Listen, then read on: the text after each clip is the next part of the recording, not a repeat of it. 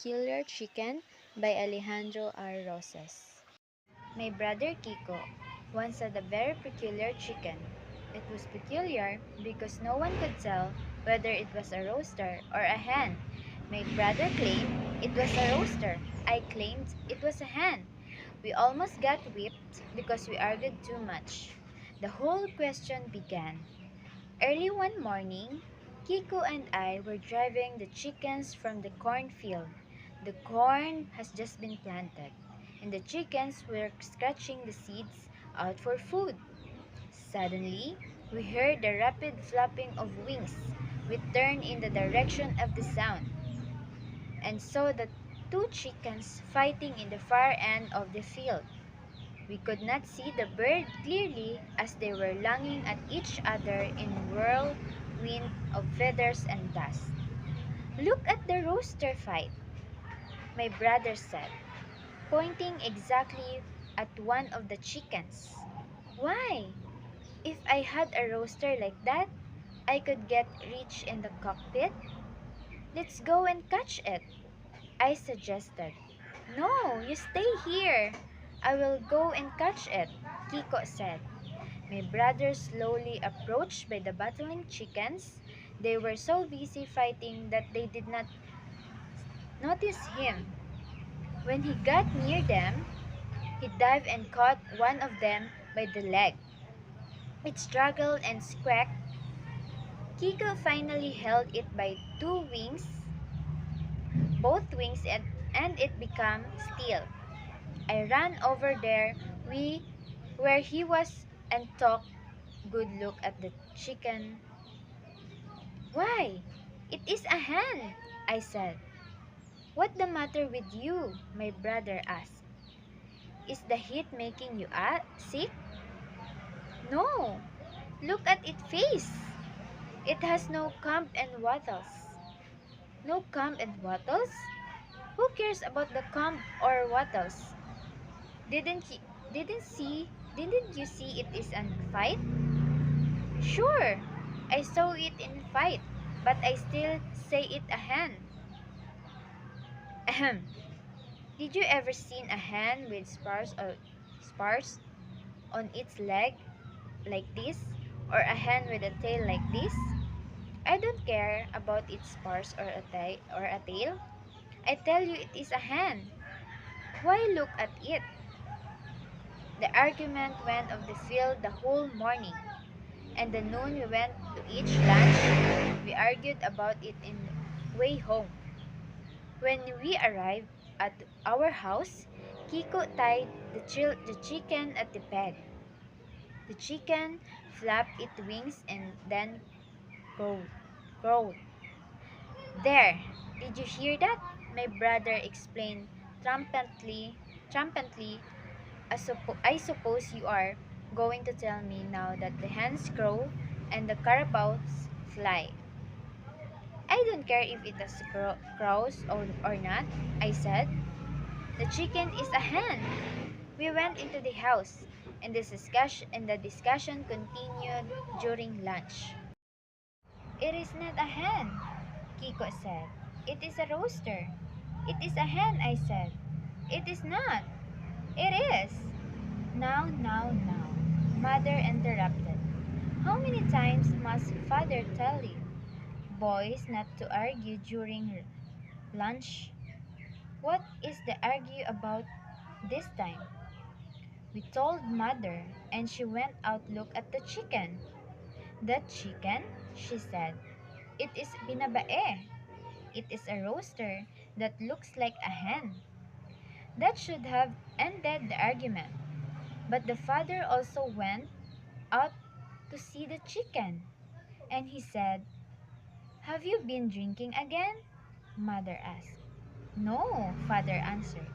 Then what's make you say that is a hen? Have you ever seen a hen with a feathers like that? Listen, I have handled fighting cocks since I was a boy. And you cannot tell me that the thing is a rooster. Before Kiko and I realized what happened, father and mother were arguing about the chicken by themselves. Soon, Mother was crying. She was always cried when she argued with Father. You know very well that this is a rooster, she said. You are just being mean and stubborn. I am sorry, Father said. But I know a hen when I see one. I know who can settle this question, my brother said. Who? I asked. The, the Teniente del Barrio, chief of the village. The chief was the oldest man in the village. That did not mean that he was the wisest, but anything always carried more weight if it is said by a man with gray hair. So, my brother untied the chicken and we took it to the chief. Is this a male or a female chicken? Kiko asked. That is a question that should concern only another chicken, the chief replied. My brother and I happen to have a special interest in the particular chicken. Please give us an answer. Just say just say yes or no. Is this a rooster? Does it does not look like any rooster I have ever seen. The chief said, it is a hen. Then I asked, it does not look like any hen I have ever seen. No, that could not be a chicken. I have never seen like that. It must be a bird of some other kind. Oh, what the use? Kiko said and walked away. Well, what shall we do now? I asked. I know that, my brother said. Let's go to the town and see Mr. Cruz. He would know. Mr. Eduardo Cruz lived in a nearby town of Katubusan. He had studied poultry raising in the University of the Philippines. He owned and operated the largest poultry business in town. We took the chicken to his office. Mr. Cruz, Kiko said, is this a hen or a rooster? Mr. Cruz looked at the bird curiously and then said, I don't know. I could tell in one look. I have never run across a chicken like this before. Well, is there any way you can tell? Why? Sure. Look at the feathers of this back. If the feathers are around, then it is a hen. If they are pointed, it's a rooster. The three of us examined the feathers closely. It had both. Very peculiar, said Mr. Cruz. Is there any other way you can tell? I could kill it and examine it insides. No, I don't want it killed, my brother said. It took to the rooster in my arms and walked back to the barrio. Kiko was silent most of the way. Then he said, I know how I can prove to you that this is a rooster. How? I asked. Would you agree that this is a rooster? If I make it fight in the cockpit and it wins, if this hen of yours can beat a game cock, I will believe anything I said. All right. And he said, well, take it the cockpit this Sunday. So that the Sunday, we took the chicken to the cockpit. Kiko looked around the suitable opponent. He finally picked a red rooster. Don't match your hen against the rooster, I told him. That the red roosters is not a native chicken. It is from Texas. I don't care where it came from, my brother said. My rooster will kill it. Don't be fool, I said. That the red rooster is a killer. It has killed more chickens than the fox. There is no roaster in this town that can stand against it. Pick a lesser roaster. My brother would not listen. The match was made and the birds were readied for the killing. Sharp steel gaffs were tied to their left legs. Everyone wanted to bet on the red gamecock. The fight was brief. Both birds were released. In the center of arena, they circled around once then faced each other.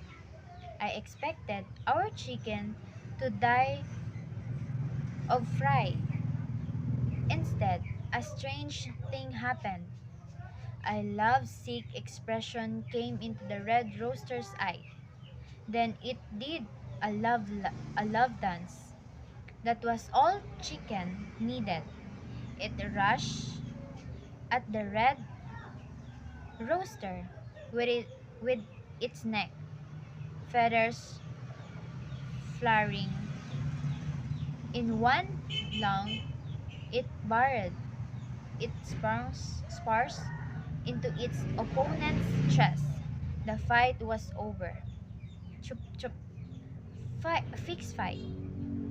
The crowd shouted. Then a riot broke out. People tore bamboo benches apart and used them as clubs. My brother and I had to leave through to the back way. I had the chicken under my arm.